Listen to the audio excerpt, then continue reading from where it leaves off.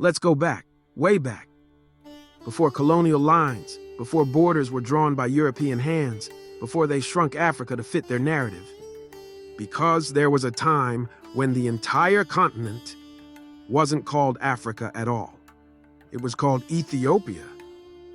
Or, as the ancient maps spelled it, Ethiopia, Ethiopia, Ethiopia. This wasn't just the modern nation we know today. It was the name used to describe all black lands south of Egypt. To the Greeks, to the early Islamic world, and even in biblical texts, Ethiopia meant land of the burnt faces. Not in insult, but in reverence, in recognition of the people, of the soil, of the divine hue of creation. Before colonization divided the land and renamed the earth, the maps were bold in their truth. They labeled the continent Ethiopia, stretching from West Africa across the interior down to what is now known as Angola and South Africa. This was no accident. The name Africa came later, invented, branded, a title placed by those who needed to control a name to control a people. But that name, Ethiopia, that wasn't even ours either. Because the word Ethiopia itself, it's Greek. Ethiops is a combination of etho, meaning to burn, and ops, meaning face, burnt face. When the Greeks looked south, they saw skin kissed by the sun. They saw melanin. They saw brilliance. But even that was still a label.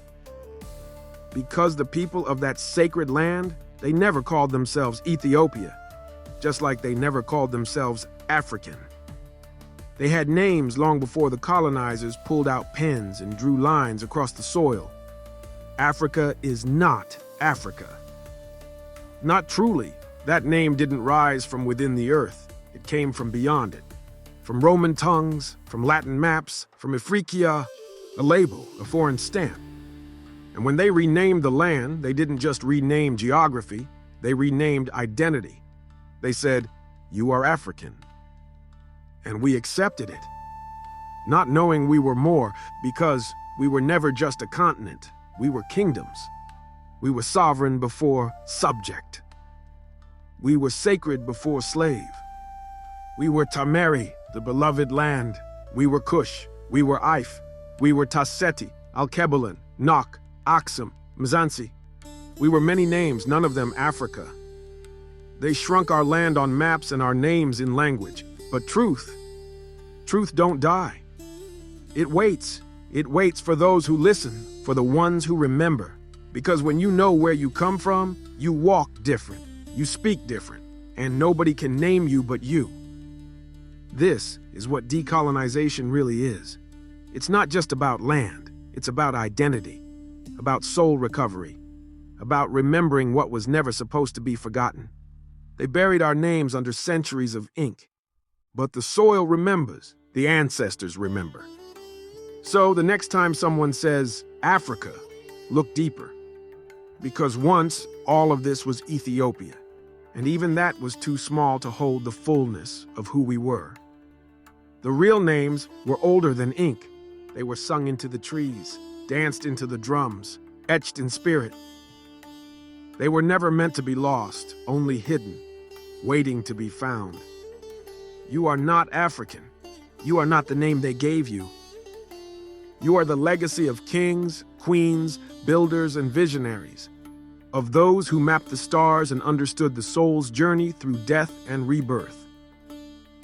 You are not from savagery. You are from civilization so advanced it still confounds the West.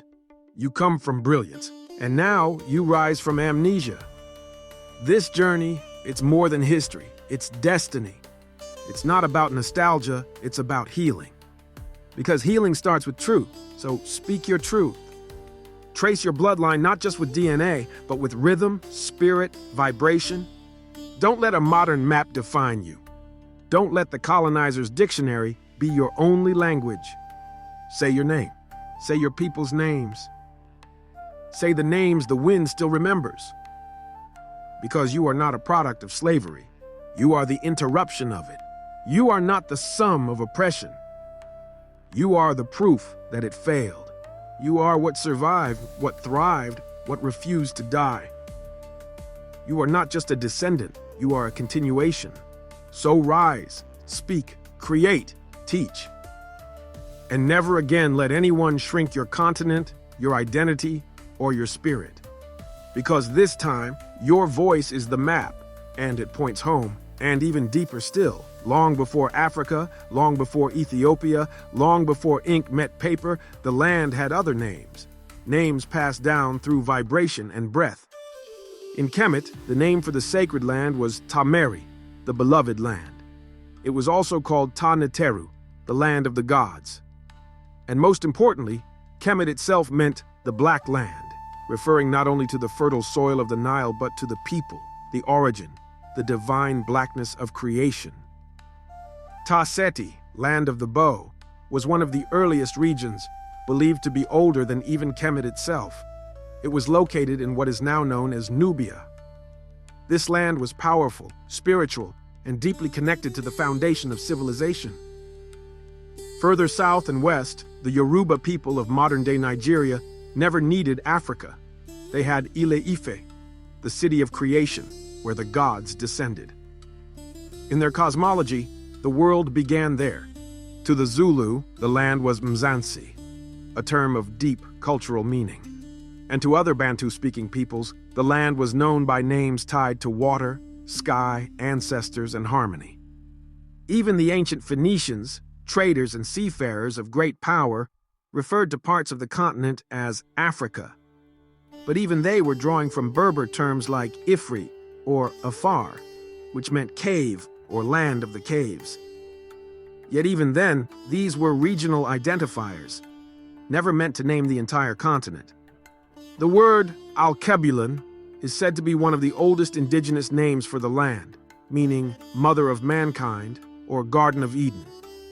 It was a name used long before Africa was whispered by Roman generals and etched into stolen maps. Let this settle deep in your spirit. The land was never lost, only renamed. The people were never broken, only rebranded. And now we remember. You are walking in the age of restoration, in the age of awakening. You were never supposed to call it Africa. You were meant to call it home. So walk with that knowing, not with shame, but with sacred pride. Not with confusion, but with clarity. You carry the names of Ta-Meri, of If, of Nok, of Kemet, of Kush, of Ta-Seti, of Ethiopia. Say them loud. Because the world forgot, but your soul never did. You're not becoming something new. You're remembering who you've always been.